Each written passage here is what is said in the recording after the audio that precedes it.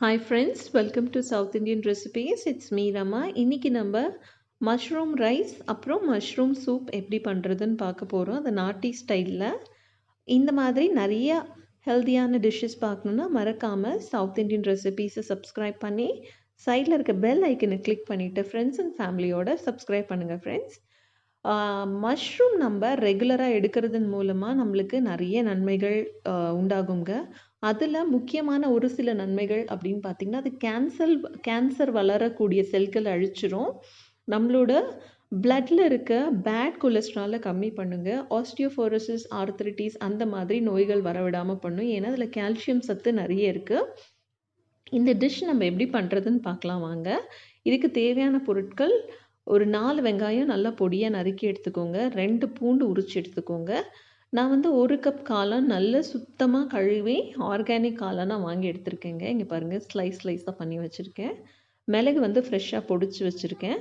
இஞ்சி, பூண்டு, கருவேப்பிலை, கொத்தமல்லி, அப்புறம் நம்மளுக்கு தாளிக்கிறதுக்கு ஃபெனல் சீட்ஸ், அது சோம்பு சொல்லுவோம் இல்லைங்களா, பெருஞ்சீரகம், அதை வச்சு தான் நான் தாளிச்சிருக்கேன் இன்றைக்கி.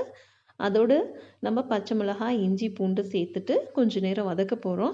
இது வந்து நம்ம வந்து கடாய் சாதம், கறி சாதம், ஒரு தொக்கில் சாதம் பிசைஞ்சு சாப்பிட்டோன்னா எப்படி இருக்குமோ அந்த மாதிரி நாட்டி ஸ்டைலில் ரொம்பவே சுவையாக இருக்குங்க.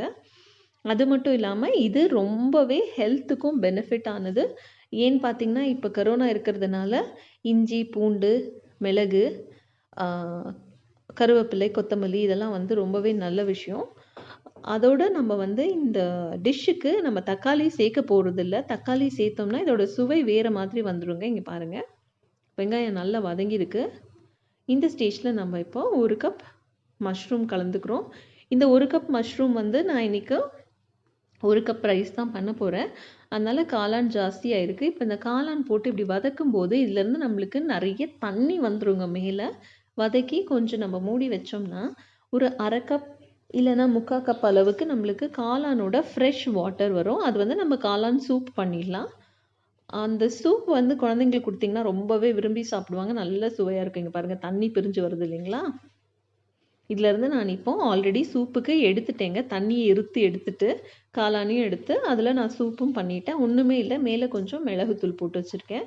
மீந்து இருக்கிறதுல வந்துட்டு ஒரு 1/2 டீஸ்பூன் காரப்பொடி, 1/2 டீஸ்பூன் கரம் மசாலா தூள் போட்டிருக்கேன். ஏன்னா எனக்கு வந்து அந்த கறி ஃப்ளேவர் வரணும் அப்படின்றதுனால. இது நாட்டி ஸ்டைலில் நம்ம செய்கிறதுனால இப்படி பண்ணியிருக்கோம். இதுக்கு வந்து நீங்கள் பாஸ்மதி ரைஸ் வேணும்னா கலந்துக்கலாம். ஆனால் இப்போ பாருங்கள், நான் சென்டரில் கொஞ்சம் ஓப்பன் ஸ்பேஸ் விட்டுருக்கேன். இந்த இடத்துல நீங்கள் ஒரு முட்டையும் உடச்சி கலந்துக்கலாம். இது புரட்டாசி மாதம் அப்படின்றதுனால நாங்கள் முட்டை சாப்பிட்றது இல்லைங்க. பாஸ்மதி ரைஸ் அப்படி இல்லைன்னா நம்ம ஜீரக சம்பா, ஒன்றுமே இல்லைன்னா நம்ம வீட்டில் வடிக்கிற பொன்னி ரைஸ் நீங்கள் கலந்து சாப்பிட கொடுக்கலாம். குழந்தைங்க ரொம்ப விரும்பி சாப்பிடுவாங்க. இங்கே பாருங்கள், நான் 1 கப் வந்து இன்றைக்கி நார்மலாக நம்ம யூஸ்வலாக பண்ணுவோம் இல்லைங்களா, அந்த சாப்பாடையே எடுத்து நான் இப்போ கலந்துருக்கேன். இது வந்து நம்ம எப்படி ப்ரெசென்ட் பண்ணி கொடுக்குறோம் குழந்தைங்களுக்கு அப்படின்றது ரொம்பவே இம்பார்ட்டண்ட்.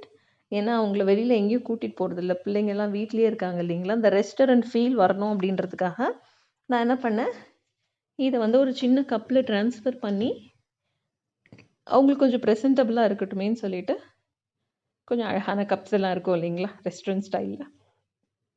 சின்ன கடாய் மாதிரி ஒரு பவுல் இருக்குது. அந்த பவுலில் நான் இதை மாற்றிக்கிட்டு அவங்களுக்கு அந்த சூப்பும் வச்சு கொடுத்தேன். நல்லாவே என்ஜாய் பண்ணி சாப்பிட்டாங்க. வெளியில் போகல, நம்ம எங்கேயோ ஹோட்டல் போகல அப்படின்ற கவலையும் இருக்காது. அதே நேரத்தில் இப்போ ஹோட்டல்ஸ் அப்படியெல்லாம் போடுறது ரொம்பவும் அன்ஹெல்த்திங்க. ஸோ பார்த்துக்கோங்க ஃப்ரெண்ட்ஸ். இங்கே பாருங்கள், ரொம்ப சுவையாக இருந்தது. என் பையன் சாப்பிட்டுட்டு ரொம்ப விருப்பப்பட்டிருந்தான். தேங்க்ஸ் எல்லாம் சொன்னாங்க. ஒன்ஸ் அகெயின் தேங்க்ஸ் ஃபார் வாட்சிங் my channel. Thanks for the support.